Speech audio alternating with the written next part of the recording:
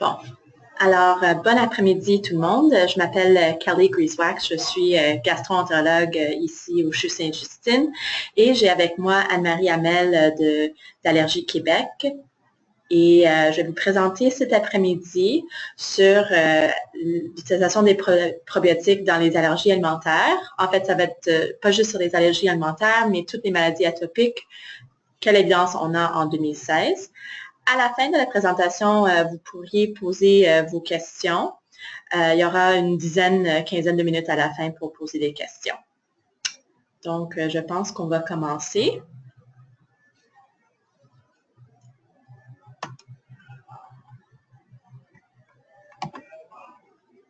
Alors, voici mes divulgations et les objectifs pour cet après-midi. Alors, on va parler de notions de base sur les probiotiques et le microbiome et définir quelques termes pour qu'on puisse comprendre de quoi on parle. Je vais vous présenter les données les plus à jour sur l'utilisation des probiotiques chez l'humain dans des cas d'asthme, d'eczéma, rhinite allergique et des allergies alimentaires. Je vais parler du mode d'action des probiotiques et le rôle du microbiome. Et à la fin, je vais parler de peut-être le plus important, c'est qu'est-ce qui est offert au Canada, puis où chercher ces informations.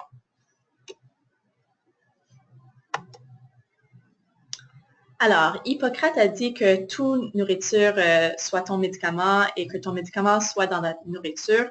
Tout excès est contre nature et toutes les maladies commencent dans l'intestin. Donc, je pense qu'il savait déjà l'importance du microbiome intestinal dans les maladies. Aujourd'hui, on parlait surtout de maladies atopiques, mais le microbiome prend beaucoup d'importance dans les maladies hautes comme les maladies inflammatoires intestinales, l'obésité et ça finit plus. Alors, on va définir les probiotiques. C'est des micro-organismes qui sont vivants, qui donnent un effet bénéfique sur la santé de l'hôte lorsqu'ils sont administrés à des bonnes doses. Et ça, c'est la définition de l'Organisation mondiale de la santé. Quand on parle de prébiotiques, c'est des fibres qui stimulent de façon sélective la croissance des bonnes bactéries intestinales. Alors, il y a vraiment 4 joueurs majeurs dans le secteur des probiotiques. Il y a les scientifiques qu'eux autres veulent faire la recherche de bonne qualité qui aura une bonne répercussion sur la société. Il y a l'industrie qui veut mettre en marché un produit de grande qualité, évidemment un produit qui est rentable aussi, qui est associé à des allégations validées. Il y a des consommateurs qui souhaitent prendre des décisions éclairées et chez nous au Canada, on a Santé Canada qui est l'organisme de réglementation qui est là pour protéger le consommateur.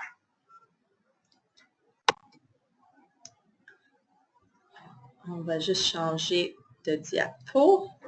Parfait. Alors, comment est-ce que les probiotiques sont traités au Canada?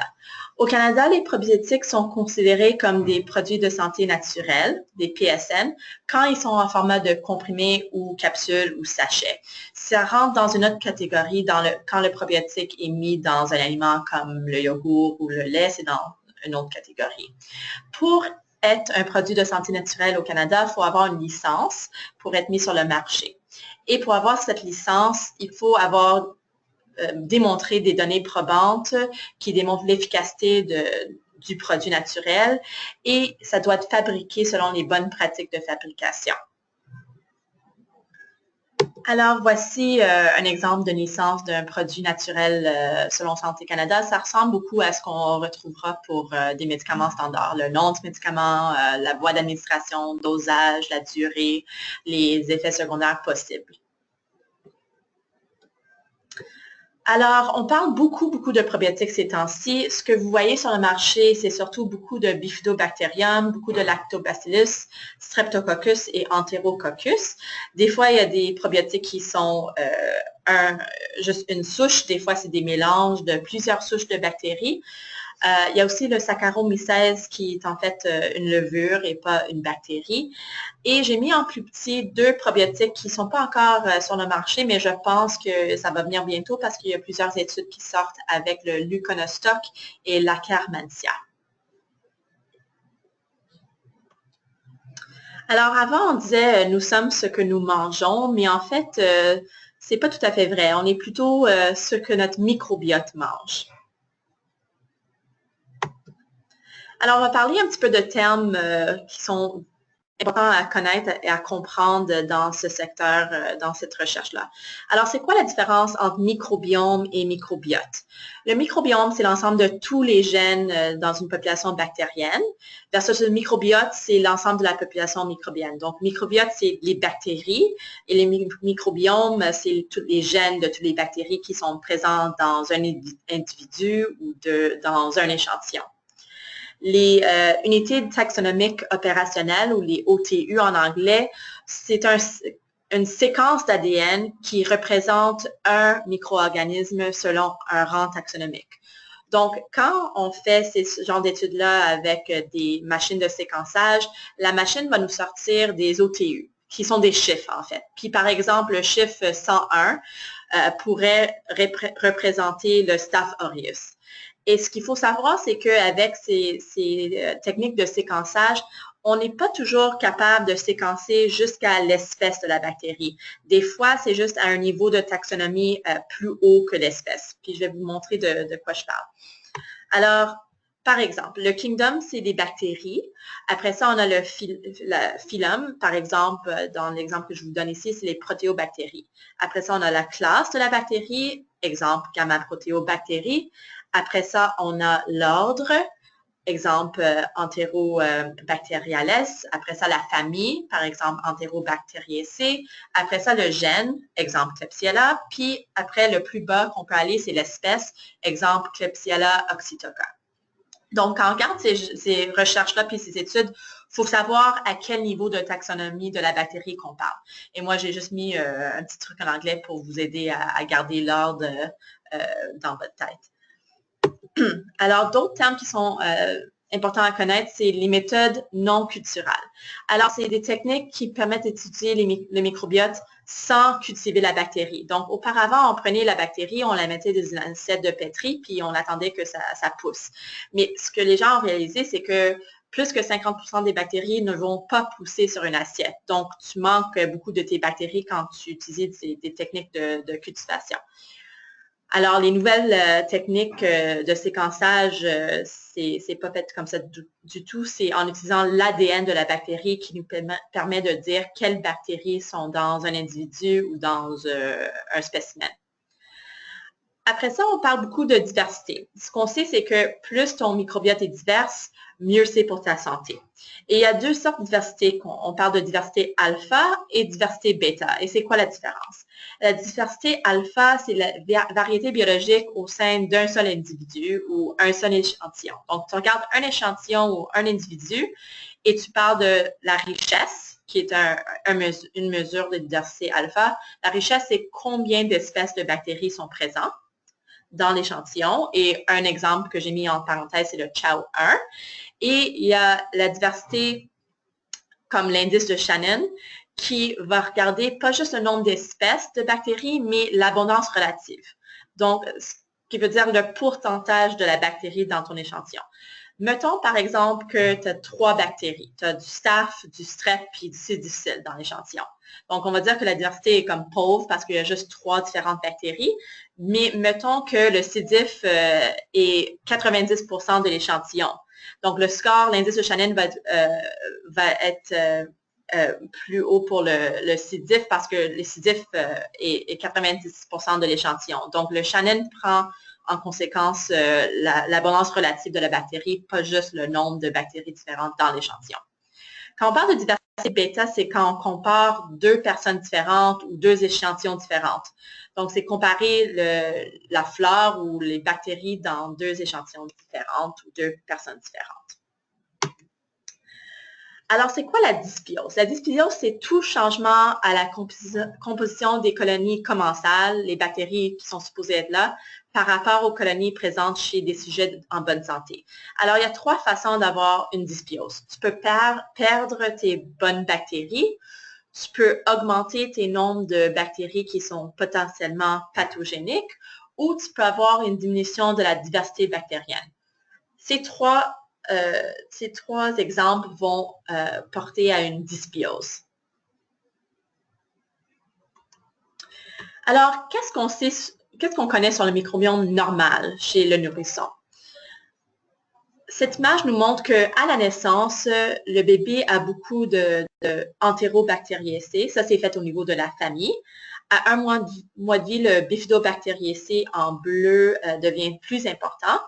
Vers 6 mois, quand le bébé commence la diversification au niveau de l'introduction des solides, il y a plus de lactospiraceae qui sont introduits. Et on voit que vers 2 à 3 ans, il y a plus de bactérodéciés et le microbiome d'un enfant de 2-3 ans ressemble à celui d'un adulte et après ça, il y a moins de changements à travers la vie à ce moment-là. Donc, à 2-3 ans, on dit que le microbiome est quand même pas mal stable. Et on voit qu'avec l'âge, la diversité bactérienne augmente. Alors, beaucoup de gens se posent la question, pourquoi l'incidence de l'atopie augmente-t-elle? Et c'est surtout avec des études épidémiologiques qu'on a un petit peu répondu à cette question où on a mis, je devrais dire, on a mis des hypothèses. Donc, en 1989, M. Strachan, qui était épidémiologue, a soumis l'hypothèse de l'hygiène parce que il avait vu une relation inverse entre le nombre d'enfants dans une famille puis les maladies atopiques. Puis son hypothèse, c'était que les enfants qui étaient dans des grandes familles avec beaucoup de fratries étaient plus exposés à des microbes, à des infections, et donc, à cause de ça, ces enfants-là avaient moins de maladies atopiques. En 2012, Bjorksten a renommé ou essayé de renommer cette hypothèse d'hygiène en hypothèse de déprivation microbienne. Je pense que c'est mieux comme terme parce que l'hypothèse d'hygiène, les gens pensent, c'est pas tout à fait qu'on est trop propre et ça veut pas dire qu'on devrait diminuer nos pratiques d'hygiène. C'est qu'on a perdu l'exposition à certaines bactéries en utilisant des antibiotiques qu'on fait assez fréquemment dans l'Amérique du Nord, avec notre diète qui a changé, le fait qu'on a moins de parasites. La vaccination est une très bonne chose, mais c'est sûr qu'avec la vaccination, on est moins exposé à certaines maladies infectieuses. Et nos pratiques d'accouchement ont changé aussi dernièrement, dans les dernières années, plus de césariennes et aussi moins d'allaitement qu'auparavant. Alors, tous ces facteurs-là ont changé le microbiote, ont mené à une dysbiose. Et chez les gens qui sont susceptibles génétiquement, ceci pourrait augmenter les chances d'avoir des maladies atopiques. Alors, on va parler de quelques études épidémiologiques qui vont dans ce sens-là. Alors, il y a une étude qui avait gardé en 2013 21 cohortes de naissance et ils ont regardé l'incidence de dermatite atopique avec les animaux de compagnie. Ce qu'ils ont trouvé, c'est qu'avec les chiens, les bébés qui avaient des chiens à la maison avaient une diminution de risque d'eczéma de à peu près 25%. Puis vous voyez dans l'image A que c'est un forest plot, que ça va plutôt à gauche. Donc, les chiens auraient un effet protecteur pour prévenir la dermatite atopique. L'image B nous démontre que pour les chats, par contre, il n'y avait pas d'effet bénéfique démontré pour protéger contre l'eczéma. Et l'image C en bas, on voit que pour tous animaux confondus, il y a quand même un effet protecteur pour prévenir l'eczéma. Une autre étude épidémiologique à regarder, c'est une étude transversale qui a regardé le risque d'asthme chez les enfants qui habitaient sur une ferme versus des enfants qui habitaient dans un milieu plus urbain. C'était publié dans le New England Journal en 2011, puis ça a été fait en Allemagne, puis en Suisse et en Autriche. Il y a deux parties à cette étude. Il y a l'étude Parsifal dans la première colonne et l'étude Gabriella. Bon, c'est des grosses études transversales avec 7000 et presque 10 000 enfants. Et ce qu'ils ont fait, c'est qu'ils ils ont analysé la poussière des matelas de ces enfants-là qui habitaient ou bien sur une ferme ou bien en ville, versus, ça c'est dans le Parsifal, dans le Gabriella, ils ont regardé la poussière dans la chambre de ces enfants-là. Le Parsifal, ils ont regardé avec l'ADN bactérienne les bactéries dans l'environnement de l'enfant. L'étude Gabriella a plutôt regardé avec des méthodes de culture les bactéries et les champignons. Donc, ce qu'ils ont démontré, puis on le voit en bas, c'est que les enfants qui habitent sur une ferme en rose orangé avaient moins d'asthme et moins d'atopie, puis c'était statistiquement significatif. Ce qui est aussi intéressant, c'est que quand on regarde le nombre de bactéries, donc le X et le detectable band, ça veut dire le nombre de bactéries dans l'étude Parsifal, ceux qui habitaient sur une ferme avaient beaucoup plus de bactéries dans la poussière qui a été analysée, puis les enfants qui faisaient de l'asthme avaient beaucoup moins de bactéries. Ça, c'est avec la ligne rouge qu'on voit. Dans l'étude Gabriella, c'est la même chose. Les enfants qui habitaient sur une ferme avaient plus de taxa fongiques, beaucoup plus de champignons, et ceux avec l'asthme avaient beaucoup moins de champignons.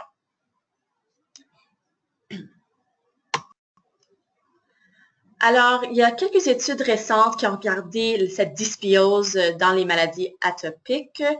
Et ce que certains ont démontré, c'est une diminution de la diversité microbienne intestinale quand ils ont pris des selles de bébés de 1 semaine de vie, puis ils ont suivi jusqu'à 1 an, puis ils ont trouvé que ceux qui ont développé l'eczéma avaient moins de diversité bactérienne dans leurs selles à 1 semaine de vie. Il y a une autre étude qui avait regardé aussi des enfants à risque de développer l'asthme et eux autres aussi ont démontré une dysbiose dans les premiers 100 jours de vie. Il y avait encore une fois moins de diversité microbienne et l'étude Arietta a ciblé certaines bactéries et ont trouvé une perte de certaines espèces comme le Lachnospira, Veillonella, Faecalibacterium et Rhotia. Le problème, c'est que c'est pas des grosses études, puis il n'y a pas toujours un consensus entre les études. Parce que, par exemple, l'étude de Song, publiée en 2016, a démontré une augmentation et pas une perte comme l'autre étude, mais ont démontré une augmentation d'une bactérie qui s'appelle le Faecalibacterium chez les bébés de 1 an qui avaient une dermatite atopique. C'était une étude de 90 patients adultes et pédiatriques avec 42 contrôles. Eux autres, les auteurs soulèvent le point que le fait de trouver plus de Faecalibacterium chez les enfants de moins qu'un an, avec eczéma, peut-être le Faecalibacterium fait partie de la pathogénèse de la maladie de l'eczéma. Une autre étude avait démontré moins de Bifidobacterium et E. coli chez les enfants avec eczéma et plus de Klebsiella et Bacteroides. Alors, on va parler plus en détail de l'eczéma. On sait que la prévalence de l'eczéma a doublé et même triplé au cours des 30 dernières années. 15 à 30% des enfants et jusqu'à 40% en Nouvelle-Zélande d'enfants présentent de l'eczéma à l'âge de 15 mois. Et chez 60% de ces enfants-là qui présentent de l'eczéma, le problème est apparu dans la première année de vie. Et la moitié de ces nourrissons qui présentent de l'eczéma vont devenir sensibles aux allergènes lorsqu'ils atteignent l'âge de 2 ans et de développer d'autres maladies atopiques. Alors, est-ce que les probiotiques pourraient prévenir des maladies allergiques? Et on va parler en premier de l'eczéma. Alors, ça dépend quelle étude vous lisez. Il y a eu 2 études contrôlées à répartition aléatoire contrôlées par placebo, où est-ce qu'ils ont supplémenté les femmes enceintes avant l'accouchement et post-accouchement.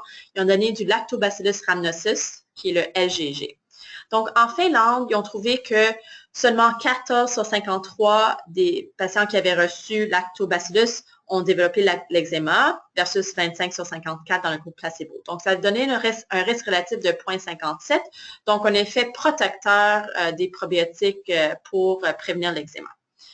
Par contre, en Allemagne, une étude semblable il y avait 14 sur 50 des patients qui avaient reçu le LGG qui ont développé l'eczéma, puis 12 sur 44 dans le groupe placebo. Alors, eux autres, le risque relatif était 0,96, mais par contre, l'intervalle de confiance croise le 1, donc c'était non significatif. Et donc, les probiotiques n'ont pas été démontrés protecteurs dans cette étude-là. Alors, ça, c'est juste 2 études. Ce que je vais vous présenter, c'est une méta-analyse de 15 études qui ont regardé cette question de prévention de l'eczéma en utilisant les probiotiques.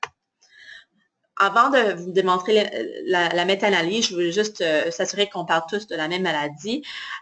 Les 15 études qui ont été regardées pour la méta-analyse ont utilisé des critères de diagnostic pour confirmer un eczéma ou bien ils ont utilisé des critères de Hanifin et de Rajka que vous avez ici, ou bien ils ont utilisé les critères diagnostiques du travail du Royaume-Uni. Alors, au moins, on sait que le diagnostic se fait de la même façon, ce qui est important pour les méta-analyses. Alors, on va parler de cette méta-analyse-là pendant les prochaines minutes. Alors, on voit ici les 15 études contrôlées avec placebo aléatoire qui ont regardé l'utilisation de probiotiques chez la femme enceinte et post-accouchement pour prévenir l'eczéma chez l'enfant. Les études ont été publiées entre 2001 puis 2012. Et ce qu'on voit, j'ai mis des flèches bleues parce que il y a certaines études qui ont comme répété les mêmes participants, c'est-à-dire l'étude de Rotava que vous voyez de 62 patients, ça faisait partie de l'étude de Kalomaki en 2001. Même chose pour l'étude de Marchand avec les 98 patients, ça faisait partie, les mêmes participants étaient dans l'étude de 1200 patients de Kukkonen. Alors, sur les 15 études, 14 études étaient avec une population composée entièrement de sujets à risque élevé de développer des maladies atopiques, c'est-à-dire ceux qui ont quelqu'un du premier degré dans la famille qui a déjà une maladie atopique. Les souches utilisées de probiotiques, comme vous voyez dans la 4e colonne, c'était surtout du Lactobacillus, Rhamnosus et Reuteri, mais aussi d'autres bactéries, il y a aussi du Bifidobacterium, puis il y avait des études qui avaient un mélange de Bifido et Lactobacillus. Le moment où est-ce qu'il faut commencer la prise de probiotiques, c'était 2 à 6 semaines avant l'accouchement pour la majorité de ces études-là. Puis, quand est-ce qu'on peut arrêter les probiotiques? Dans ces études-là, la plupart, c'était jusqu'à 6 mois après l'accouchement. Pour les nourrissons qui étaient allaités au sein, il y avait un range de 2 à 12 mois. Et pour les nourrissons allaités au biberon, c'était 3 à 24 mois post-accouchement qui continuaient le probiotique. Alors, on voit que dans la méta-analyse, sur les 15 études, il y a 6 études qui ont démontré un effet protecteur pour une diminution de la prévalence de l'eczéma. Dans 8 études, il n'y avait aucune différence significative entre le groupe probiotique et le groupe placebo. J'ai mis un petit tic vert à côté des études qui ont démontré un effet protecteur pour les probiotiques. Ces enfants-là étaient suivis en moyenne de 1 an jusqu'à 36 mois. Et j'ai juste soulevé le point que l'étude de Wickens était inclue 2 fois parce qu'ils ont utilisé 2 probiotiques différents. Puis ils ont démontré un effet bénéfique en utilisant le LGG, mais pas d'effet bénéfique en utilisant le Bifidobacterium animalis. Il y a 7 études qui ont analysé l'eczéma médié par l'IgE et 4 de ces études ont démontré un effet protecteur. Et il y a seulement 2 des 15 études qui ont démontré un effet bénéfique pour diminuer la sensibilisation allergique. Donc, 2 études ont regardé les IgE sériques puis les tests cutanés. Puis, il y avait un rôle protecteur des probiotiques pour diminuer les tests positifs, en fait. Alors, c'est quoi les conclusions de tout ça pour la prévention primaire de l'eczéma? Alors, il y a une absence de données probantes parce qu'on parle de 6 sur 15 études qui démontraient un effet protecteur pour attester de l'efficacité des probiotiques. Donc, Foulad, en 2013, a dit que l'efficacité est probablement entre 30 et 70 pour prévenir l'eczéma. Par contre, quand on prend ça dans la balance, les réactions indésirables, les effets secondaires étaient très légères, très passagères, et il n'y avait pas de différence dans les effets secondaires dans le groupe placebo et le groupe probiotique. Donc, pourquoi pas l'essayer? En termes de number needed to treat, de nombre de bébés qu'il faudrait traiter, on a calculé qu'il faudrait traiter 25 bébés pour prévenir un cas d'eczéma. Alors, c'est quoi les consensus par les organisations d'allergie? Alors, l'Organisation mondiale de l'allergie, le WHO, eux autres recommandent l'utilisation des probiotiques chez les femmes enceintes dont les enfants présentent un risque élevé d'allergie, c'est-à-dire quelqu'un du premier degré ou la fratrie qui a des antécédents de rhinite allergique, asthme, eczéma ou allergie alimentaire. Chez les femmes qui allaitent et dont le nourrisson présente un risque élevé, les nourrissons qui présentent un risque d'allergie qui reçoivent le lait maternisé. Parce que, bon, là, c'est traduit la conclusion en français, mais parce qu'à la lumière de tous les critères d'évaluation essentiels, les probiotiques procurent un avantage net découlant principalement de la prévention de l'eczéma. Qu'est-ce qui s'en vient dans l'avenir? Alors, il y a une étude qui s'en vient dans les prochaines années qui s'appelle le PIP, probiotiques pendant la grossesse, qui va être une étude double aveugle randomisée où est-ce qu'ils vont donner des probiotiques aux femmes enceintes et regarder la prévalence ou l'incidence de l'eczéma et l'allergie chez l'enfant. On va regarder plus en détail. Ça va être fait en Nouvelle-Zélande. On a déjà vu qu'ils ont des très hauts taux d'eczéma en Nouvelle-Zélande. Ça va être dans 2 centres. Ils vont prendre 100 femmes enceintes dont les futurs enfants présentent un risque élevé pour les maladies atopiques. Et ce qui est différent, c'est qu'ils vont commencer, pas dans le 3e trimestre, mais ils vont commencer les probiotiques chez les femmes enceintes entre 14 et 16 semaines de gestation. Ils vont utiliser le Lactobacillus rhamnosus versus un placebo, puis ils vont l'administrer jusqu'à l'accouchement. Et par la suite, ils vont continuer les probiotiques chez la mère jusqu'à 6 mois post-accouchement, si le nourrisson est allaité. Ils ne vont pas donner directement au bébé. Qu'est-ce qu'ils vont regarder dans cette étude de PIP? Ils vont regarder l'apparition d'un eczéma et d'une sensibilisation atopique au cours de la première année de vie et la degré de gravité. Ils vont aussi regarder plusieurs paramètres secondaires. Et ce que je trouve intéressant aussi, ils vont aussi prélever des échantillons de sang, de sel, de lait maternel et faire des analyses d'un microbiome des 2 groupes. Donc, ça risque d'être très intéressant.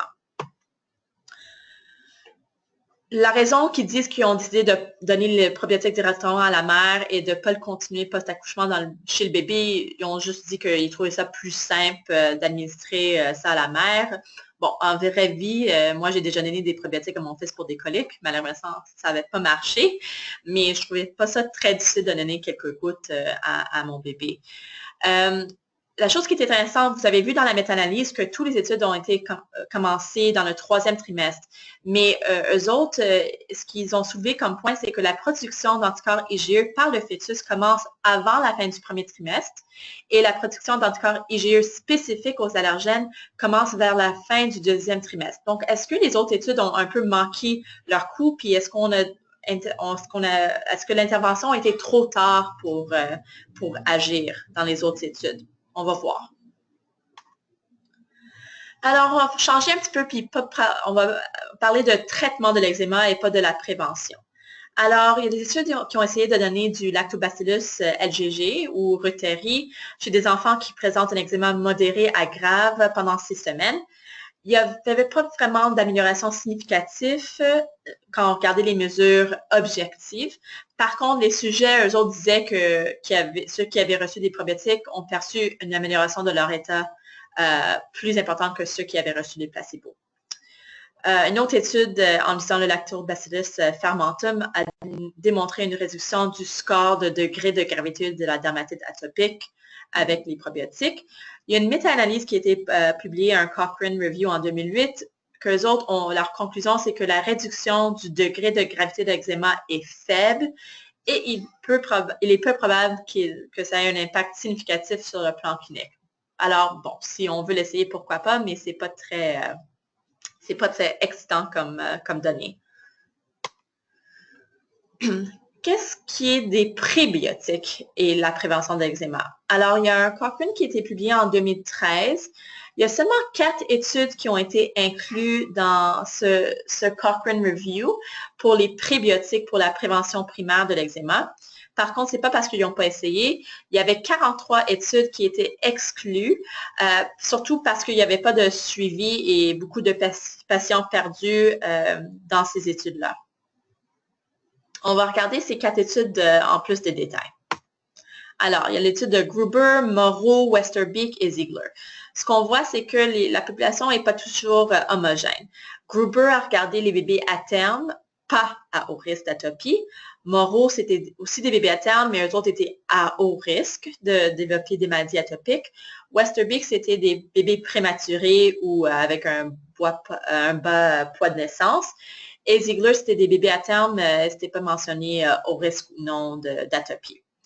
Pour ce qui est de l'intervention, il y a quelques études qui ressemblent. Dans Gruber, c'était du lait maternisé non hydrolysé. Ils ont donné des galacto-oligosaccharides neutres. Le SC, c'est chaîne courte. Et des FOS qui sont des fructo-oligosaccharides. LC, c'est les chaînes longues. Puis le PAOS, c'est le pectin-derived acid oligosaccharide. Ils ont donné 8 grammes par litre pendant 6 mois, puis après ça, les parents avaient l'option de continuer après le premier 6 mois, puis ils ont suivi les enfants jusqu'à 1 an. Dans la deuxième étude de Moreau, c'était la même concentration, 0,8 grammes par 100 ml, c'est la même chose que 8 grammes par litre de galacto-oligosaccharides et fructo-oligosaccharides dans le lait. Eux autres, par contre, ils ont utilisé un placebo avec le maltodextrin. Westerbeek, qui ont utilisé des oligosaccharides entérales ajoutés dans le lait maternel ou le lait maternisé, puis c'était plus par le poids de l'enfant, selon le poids de l'enfant. Ils ont utilisé 1,5 g par kilo par jour pendant le premier mois de vie, et après ça, ils ont suivi les enfants jusqu'à 1 an. Ziegler a randomisé les enfants à 2 semaines de vie, puis ils ont suivi jusqu'à 4 mois. Puis ils ont ajouté, il y avait un groupe où est-ce qu'ils ont ajouté 4 grammes de polydextrose et galacto-oligosaccharides. Le deuxième groupe, ils ont ajouté 8 grammes par litre de polydextrose et les galacto-oligosaccharides plus lactulose. Puis ils ont suivi pendant 3 mois. Bon, alors, oui, le forest plot qu'on voit ici démontre un petit effet bénéfique pour prévenir l'eczéma avec l'utilisation des prébiotiques. Par contre, la conclusion, c'était qu'on a besoin de plus de recherche pour vraiment suggérer l'utilisation des prébiotiques chez nos enfants pour prévenir l'eczéma.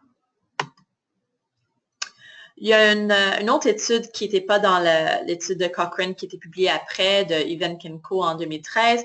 Eux autres, il y avait 3 groupes. Groupe 1 avait reçu le lait maternel. Groupe 2, c'était du lait maternisé avec des galacto-oligosaccharides puis les fructo-oligosaccharides. Et le groupe 3, c'était juste le lait maternisé sans prébiotiques. Puis eux autres ont démontré que quand on compare le groupe 2 versus le groupe 3, ceux qui avaient reçu des probiotiques avaient moins de réactions alimentaires, moins d'allergies à la protéine de lait de vache, moins de dermatite atopique et moins de symptômes respiratoires.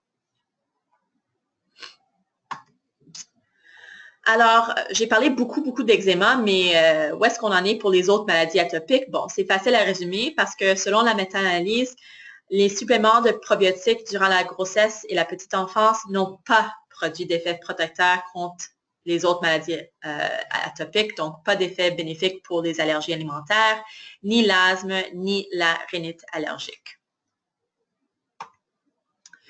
Alors, qu'est-ce que les consensus nous disent? La Société européenne d'allergie dit qu'il n'y a aucune donnée ne permet de recommander la prise de prébiotiques ou de probiotiques ni d'autres suppléments alimentaires qui fournissent des nutriments particuliers afin de prévenir les allergies alimentaires. Et ça, c'était pour des populations générales et les groupes à risque d'allergie alimentaire. Le ESPGHAN, qui est la Société européenne de gastroentérologie pédiatrique, on dit en 2011 que la préparation pour une nourrisson enrichie de prébiotiques et probiotiques pour prévenir les allergies alimentaires, qu'il y a trop d'incertitudes pour tirer des conclusions à ce moment-là. Alors, bon, peut-être les probiotiques, on n'a pas les données pour prouver que ça diminue les allergies alimentaires, mais peut-être y a-t-il un rôle pour les probiotiques pour accélérer la tolérance à certains aliments. Donc, il faut définir un petit peu la tolérance orale.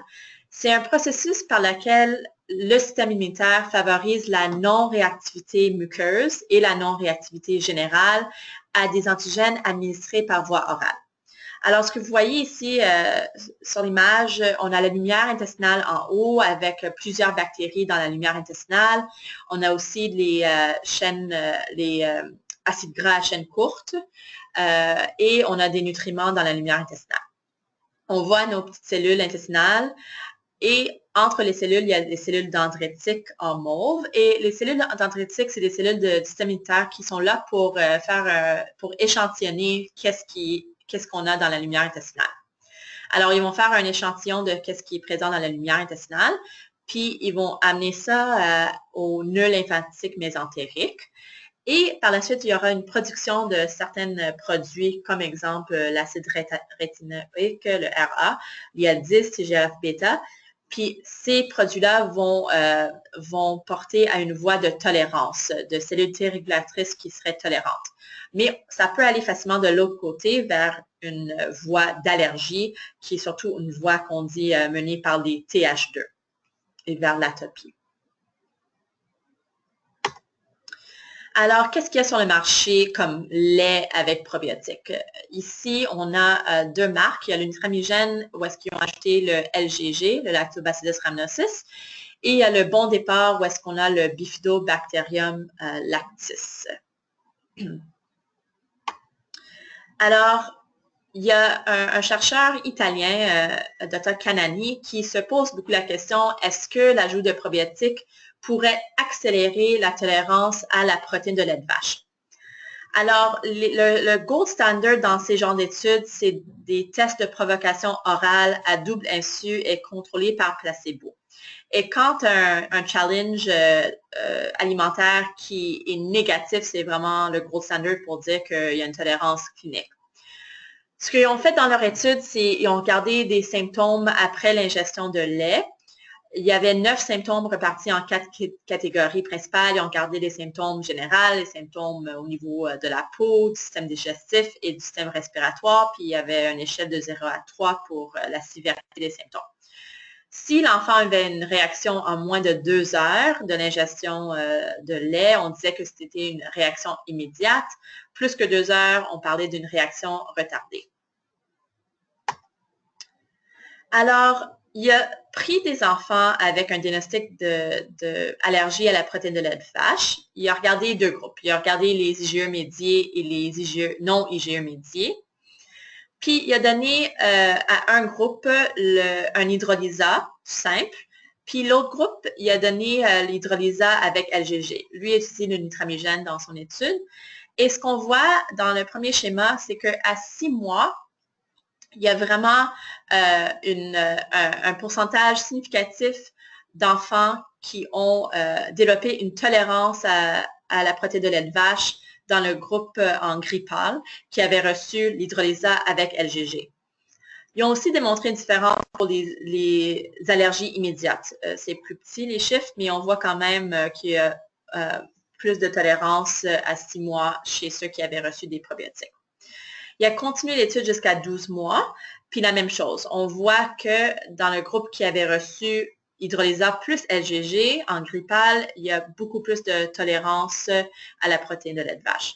Une autre façon de le regarder, c'est le schéma à droite, c'est des survival curves. Si on commence sur l'axe Y en disant que 100% de ces enfants-là avaient une allergie à la protéine de lait de vache, quand on regarde à 12 mois, et c'est ça que j'ai mis en vert, ceux qui avaient reçu un hydrolysa sans LGG, on avait à peu près peut-être 50% qui avaient développé une tolérance à la protéine de lait de vache à 12 mois. Parce qu'on sait que tout seul, ce problème-là, normalement, ça disparaît tout seul avec le temps. Par contre, ceux qui avaient reçu hydrolysa plus LGG, et je parle des allergies non IgE médiées, à 12 mois, on parle de seulement 10% qui restaient avec une allergie de protéines de lait de vache. Il a continué son étude parce que la première étude, on parlait de juste une vingtaine de patients. Dans le suivi, deuxième étude, on parle de 260 nourrissons. Puis il a retrouvé que presque 80% des nourrissons qui avaient reçu l'hydrolysa avec LGG versus 44% des nourrissons qui avaient reçu l'hydrolysa simple ont acquis une tolérance. Ce qui est un peu inhabituel, ou je ne m'attendrais pas à ça, c'est que seulement 18% des nourrissons qui recevaient un lait à base d'acide aminé avaient acquis une tolérance à la protéine de lait de vache. Quand on parle du mécanisme, une des hypothèses, c'est que le LGG agit sur le butérate, qui est un acide gras de chaîne courte. Et on voit ici que les enfants qui avaient reçu LGG avec hydrolysa ont beaucoup plus de butérate qui est produit. Et pourquoi le butérate est important? Bon, c'est la source d'énergie, c'est la bouffe pour les colonocytes. Aussi, ça a un effet sur les cellules T régulatrices et ça joue sur la barrière épithéliale et diminue la perméabilité.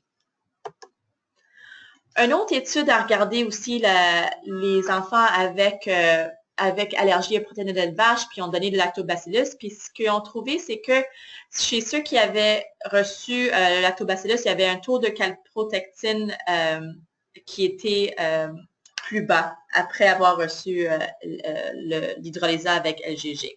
Et calprotectine fécale est un marqueur d'inflammation qu'on utilise beaucoup dans les maladies inflammatoires intestinales pour surveiller l'inflammation de l'intestin. Alors, il y a d'autres travaux, malheureusement, qui n'ont pas reproduit les mêmes résultats de Kanani, mais ce n'était pas tout à fait la même souche de bactéries. Hall et Al ont regardé l'utilisation de Lactobacillus CRL 431 là, pour accélérer la tolérance et c'était non significatif leurs résultats. Moi, je me pose des questions. Est-ce que les parents pourraient administrer le GG séparément du lait et est-ce qu'on aurait les mêmes bénéfices? Est-ce qu'une préparation à base d'acide aminé avec les GG pourrait donner les mêmes résultats? On ne sait pas.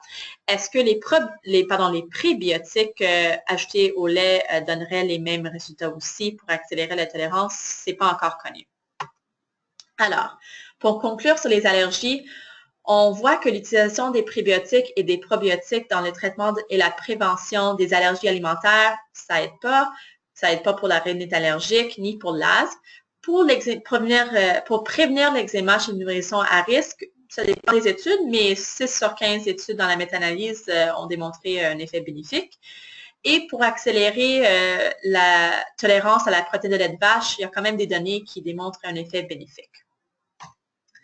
Je vais juste prendre quelques minutes pour parler de notre expérience personnelle à Sainte-Justine. Ce n'est pas tout à fait sur les maladies atopiques, mais je ne sais pas si vous le savez, mais depuis 2011, ici à Sainte-Justine, tous les bébés nés prématurés en bas de 32 semaines de gestation reçoivent des probiotiques. C'est un mélange de Bifidobacterium et Lactobacillus. Et ce qu'ils ont démontré, Janvier et Al en 2014, c'est que depuis qu'ils ont commencé à donner des probiotiques à tous les prématurés, nos taux d'entérocolite nécrosante ont diminué quand ils ont comparé à une cohorte de bébés historiques qui n'avaient pas reçu les probiotiques. Il y a des données qui supportent aussi cette étude-là. Il y a un Cochrane qui a été publié en 2014 et vous avez toutes des études qui ont été démontrées. Et la conclusion, c'est que les probiotiques ont un rôle protecteur pour prévenir l'entérocolite nécrosante chez les bébés prématurés. Alors, ma partie dans cette étude, j'ai regardé les selles de ces bébés prématurés qui avaient reçu probiotiques seuls ou probiotiques plus un autre supplément qui s'appelle le lactoferrine. Et nous autres ici, on utilise le Flora Baby, c'est la marque qu'on utilise ici, c'est le mélange de Bifido et Lactobacillus. Et ce que j'ai retrouvé, donc vous avez deux images, le A et le B. J'ai regardé la diversité des bactéries chez ces bébés-là. 80% de ces bébés avaient reçu des antibiotiques pendant le premier mois de vie. Seulement 20% n'avaient jamais reçu des antibiotiques. Et ça, c'est en bleu avec les cercles. Donc, ce qu'on voit, c'est que la diversité bactérienne des bébés qui avaient jamais reçu des antibiotiques est la même que la diversité chez les bébés qui étaient actuellement sur des antibiotiques ou qui avaient reçu des antibiotiques dans la dernière semaine, les dernières 2 semaines ou plus que 2 semaines. Et j'ai les deux images. Le premier, c'est le Chow 1, donc c'est la mesure de richesse, et le B, c'est l'indice de Shannon. Ce que les données suggèrent, en fait, c'est que peut-être en donnant les probiotiques, on protège contre la perte de diversité bactérienne qui est déjà reconnue avec la prise d'antibiotiques.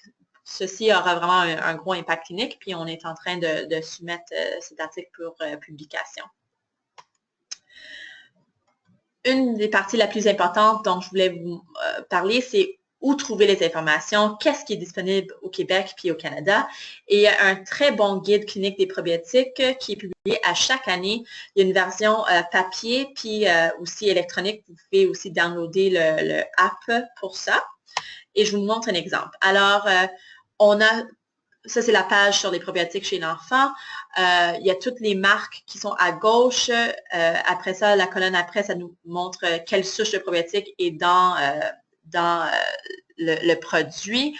Il y a la dose à donner. Et après ça, on a toutes les indications possibles. Puis quand il y a un 1, ça veut dire qu'il y a des données pour supporter l'utilisation de ce probiotique-là dans la maladie en question. Ce qui nous intéresse, c'est l'avant-dernière colonne, le EIDA, l'eczéma infantile et la dermatite atopique. Je l'ai mis plus gros ici. Alors, vous voyez ici tous les probiotiques qui ont été démontrés efficaces pour les eczémas, les dermatites atopiques. J'ai mis non disponible parce que c'est tout récent. On avait la marque Jameson qui avait le Lactobacillus rhamnosus qui n'est plus disponible sur le marché, mais le culturel est nouveau et disponible, et c'est aussi du LGG en sachet, donc très facile à donner pour des bébés. Alors, bon, on a parlé de tous les effets bénéfiques des probiotiques, mais il y a toujours un risque potentiel. Et c'est quoi les risques? Bon, en premier, il y a le risque de contamination. Malheureusement, il y a même eu un cas aux États-Unis de décès où est-ce que le bébé est décédé d'une infection fongique de mycose, puis ont trouvé ce champignon dans la poudre de probiotiques qui avait été utilisée. Il y a des risques de septicémie, de bactéries dans le sang. Il y a des séries de cas publiées et pour le Bifidobacterium et pour le Lactobacillus. Heureusement, ici à Sainte-Justine, on n'a jamais eu de cas rapportés de septicémie associée avec une souche probiotique. Il y a aussi une possibilité de développer des résistances aux antibiotiques. Par exemple, on sait que le Enterococcus faecium est porteur de possibles gènes de résistance à la vancomycine. Donc, ça aussi, ça pourrait être un problème éventuel si on développe plus de résistance aux antibiotiques en utilisant les probiotiques. Donc, c'est pas tout à fait parfait, puis c'est sûr qu'on a besoin de plus d'études là-dessus. Alors, avec ça, j'ai terminé, puis je suis ouverte à vos questions. Vous pouvez vous poser vos questions en clavardant.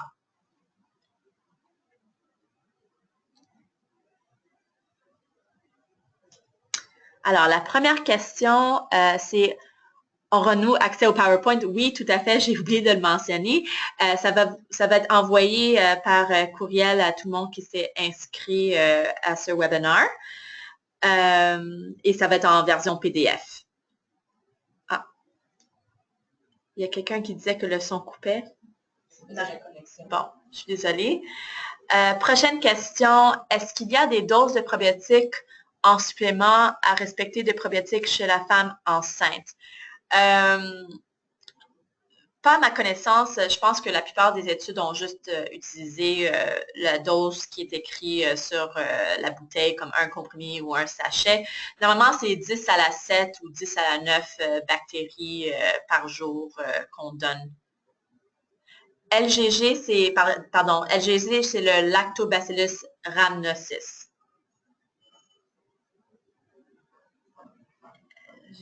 À date, j'attends d'autres questions.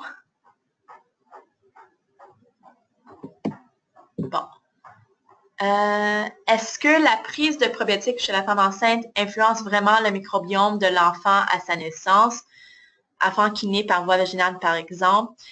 j'ai bien compris qu'il manquait de données pour la prévention des maladies atopiques, mais est-ce que tout de même la prise de probiotiques chez la femme enceinte influence favorablement la microbiome de l'enfant à sa naissance?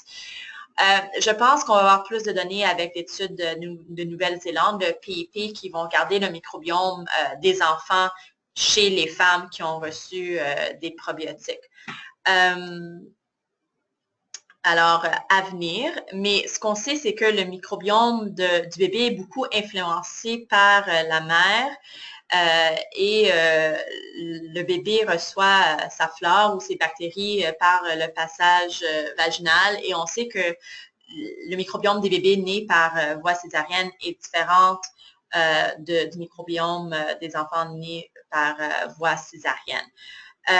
Dans notre étude, j'ai regardé plutôt les bébés, les prématurés qui recevaient eux-mêmes les probiotiques.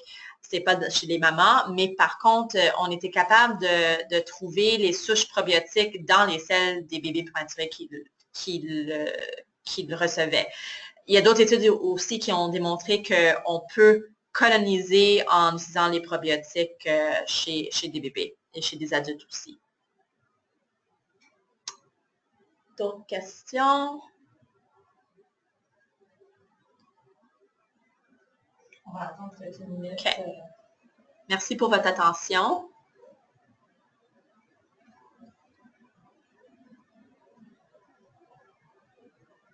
Le stress durant l'allaitement aurait-il un impact sur le microbiote du bébé? Le stress durant l'allaitement, comme si l'allaitement ne va pas bien, mettons, et si la maman est stressée, je ne sais pas, je ne pense pas qu'on a encore ces données-là. Est-ce que ça serait moins efficace par la transmission, par l'allaitement s'il y a un stress? Je ne peux pas te dire, je ne sais pas. La prochaine question, c'est chez les enfants, c'est pas S-E-I? OK. Ah, d'allergie à la protéine, de FPAS, pardon. Est-ce que les probiotiques sont efficaces? Je n'ai pas trouvé de données pour le FPAS, mais les études ont été faites pour la tolérance à la protéine de lait de vache et ont été démontrées bénéfiques selon Kanani pour les réactions IgE et non IgE médiées. Faudrait vraiment faire ces études pour le savoir. Mais je pense que j'ai quand même démontré que les probiotiques sont sécuritaires, donc pourquoi pas l'essayer. Je vais juste monter en haut pour voir les prochaines questions. Pour un enfant qui a déjà une allergie aux protéines de lait, recommandez-vous le BioGaia? En fait, alors j'ai commencé avec ma nutritionniste ici, Valérie Vaillancourt, après le congrès. On vient de revenir du congrès mondial de gastroentérologie pédiatrique et Dr. Canadiani avait présenté ces données. Ça, c'était en octobre. Et donc, on a commencé à suggérer le LGG de supplémenter avec du LGG chez des enfants qui ont une allergie aux protéines de lait de vache. C'est pas fait ici dans un cadre de recherche, mais et on dit aux parents qu'il y a des données qui démontrent que ça accélère la tolérance à la protéine de lait de vache.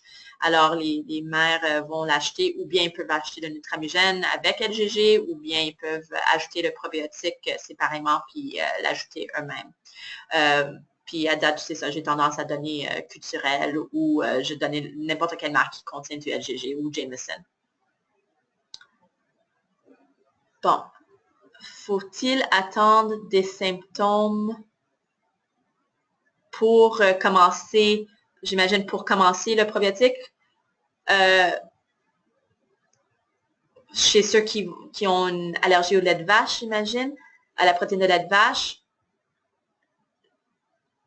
Je pense que chez ceux qui ont un haut risque, qui ont déjà eu quelqu'un dans la fratrie qui l'ont eu, je suggérais à la mère de le commencer tout de suite. Bon.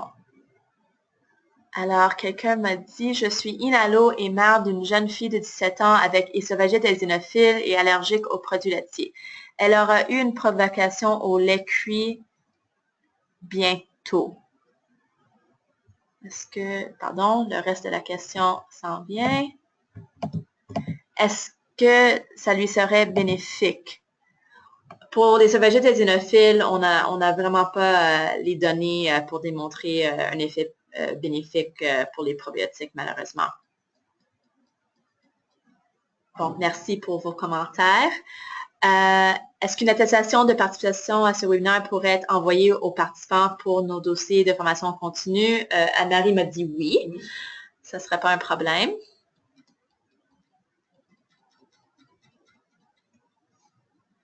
Est-ce qu'il serait intéressant de donner des probiotiques pour un enfant de 6 ans qui a une intolérance au lactose? Je pense pas qu'il y ait de données là-dessus. Ma réponse immédiate aurait été comme non, parce que c'est pas tout à fait l'intolérance au lactose, c'est un problème d'enzyme, un manque de lactase, et c'est pas vraiment, c'est pas une intolérance à la protéine de lait.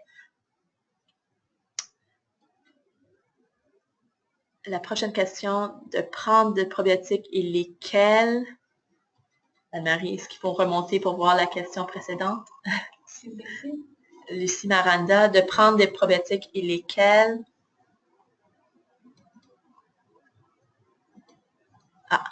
Ah oui, bon, pardon, ça faisait partie de la question sur les sauvagettes éosinophiles, et je pense pas qu'on a encore l'évidence pour suggérer la prise de probiotiques dans les sauvagettes éosinophiles.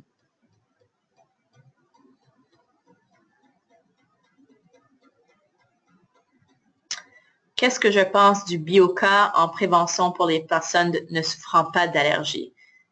Mais pour prévenir, ça dépend, pour prévenir quoi exactement? OK.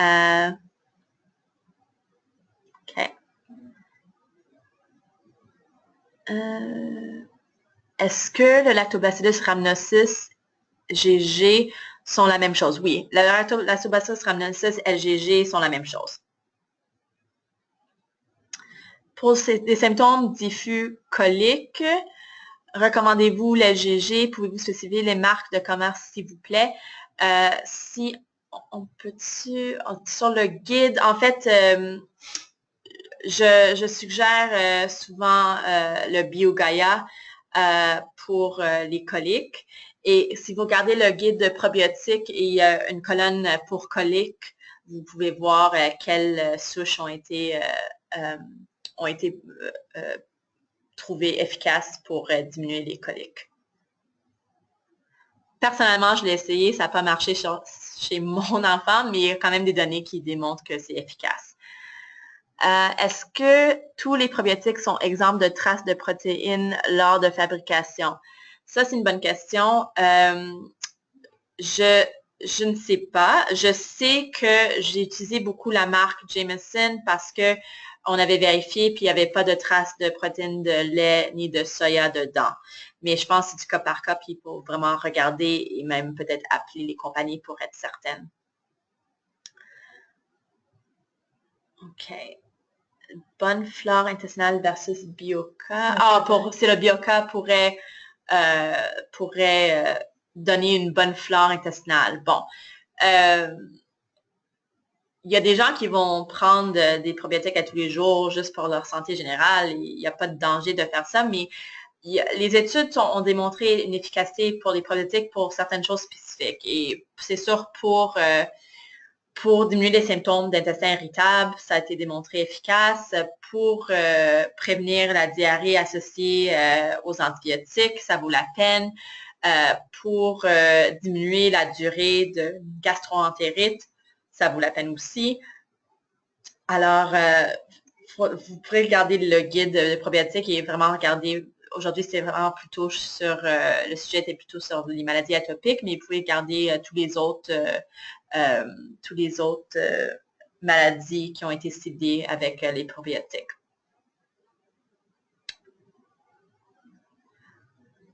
Dans le BioGaia, est-ce que c'est du LGG? Il faudrait que je regarde mon guide. Je pense que on va faire un Google, mais je pense que c'est Lactobacillus reuteri. Je ne pense pas que ce soit le LGG. Je pense que c'est le reuteri, mais je vais revenir là-dessus. On va regarder vite. Ou je peux garder le guide, je l'ai dans mon bureau après. Pour la gastro-entérite, recommandez-vous probiotiques pendant ou après les symptômes? À la pharmacie, on m'a dit qu'il était recommandé le Bioca. Il n'y a pas une marque que j'utilise plus que d'autres. Ça dépend aussi de l'âge de l'enfant. Est-ce que c'est en sachet? Est-ce que c'est en comprimé? Pour les plus grands, j'ai tendance à donner le Probaclac parce que c'est en comprimé puis c'est facile. Quand ils sont plus petits, des fois les sachets ou les gouttes sont plus faciles.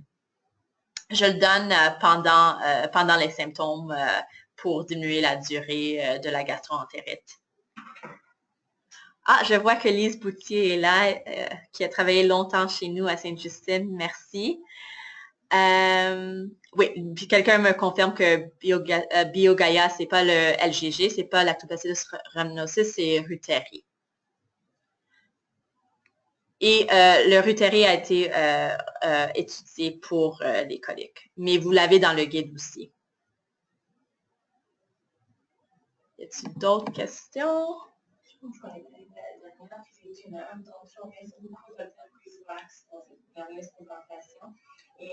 les participants, on vous enverra les diapos et l'enregistrement ainsi que l'attestation d'ici environ une semaine. Merci à Allergie Québec aussi.